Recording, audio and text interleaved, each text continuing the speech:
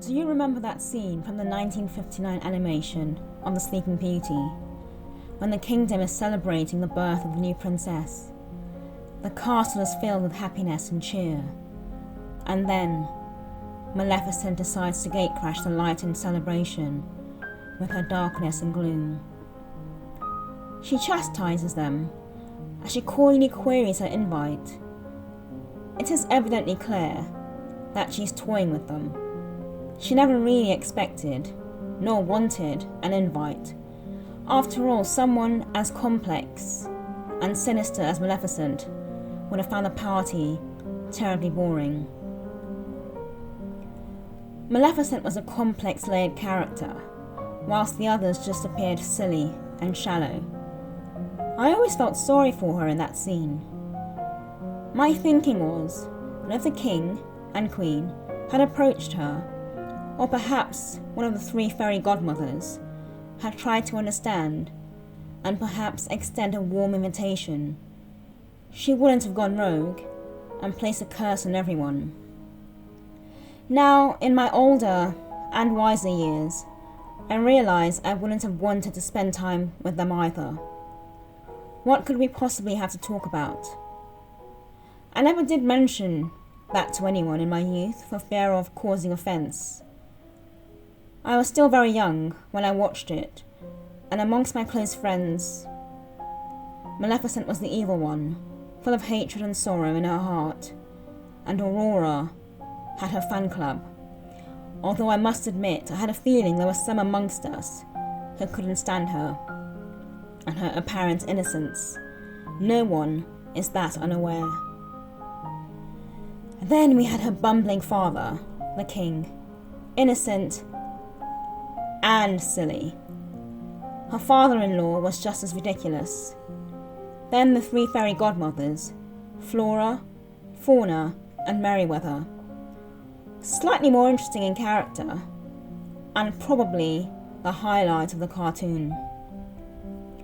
And then there was Prince Philip, who had very little personality, and whose entire contribution to the effort was in the last few minutes. But then we started to see more of Maleficent in a castle as she plotted and schemed, trying to find Aurora as her birthday approached. I was already fascinated with her, and her sidekick, who never strayed far from her, always hovering and spying with those beady little eyes. I began to wonder what her story was. Why was she always alone?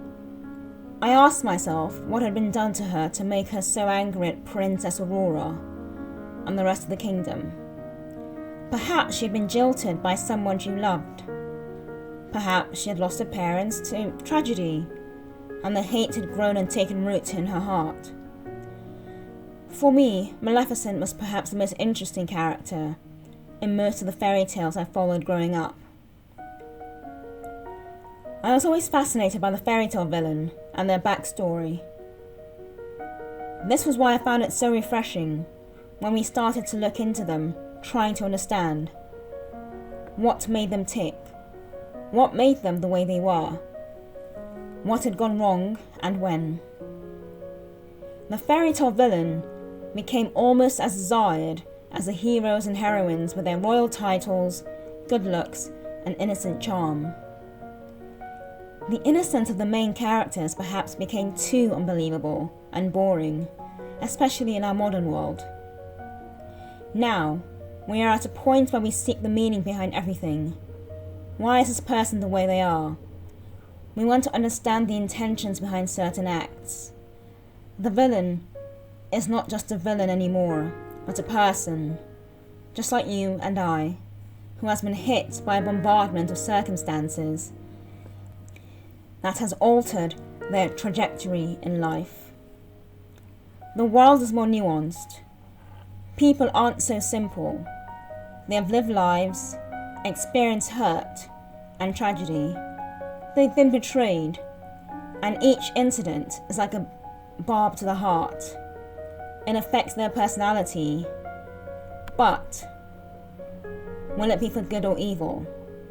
Will they move forward with a desire to inflict pain upon the world, or understanding and empathy. That's what makes it all the more interesting.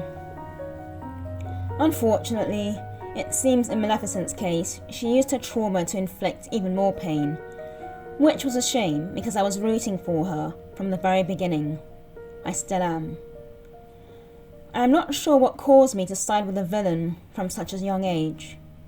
Was it a sign of things to come? Was I a bit unhinged, troubled perhaps? I often approached the adults in my family with my conundrums, asking questions such as, if I like the bad person in the movie, does that make me bad? It was a terribly confusing time. I'd been taught that good was good and evil was evil. I guess my brain was telling me there was more to the story, and this simplified version could be hiding so much more. There could be the makings of a great backstory somewhere. I guess this was one of the excuses I had for making elaborate backstories for my own characters, explaining why they did what they did. The question of if I was a bad person brought many varied results in the adults. Some believed that siding with the villain was evil and meant your intentions were impure. I interpreted that as me being evil, whilst with others, they believed that nothing was ever so black and white, there were just lots of greys. Their theory was, we weren't just born evil, but something had caused us to become that way. And the reason I empathized with the darker characters was because I sought to understand them. I much preferred this theory, and it made sense as opposed to the villain just being the villain. It made me believe that perhaps, just perhaps, the fairytale villain had become a villain due to the circumstances of their early life. If that was the case, and they weren't born evil, then perhaps they could become good once more. However, that rarely seems to ever happen, and once you're branded evil, you remain that way. I haven't bothered to watch the 2014 or 2019 depictions of Maleficent, as I prefer her to live on in my head the way I saw her in the 1959 animation, dark, very brooding, and very misunderstood.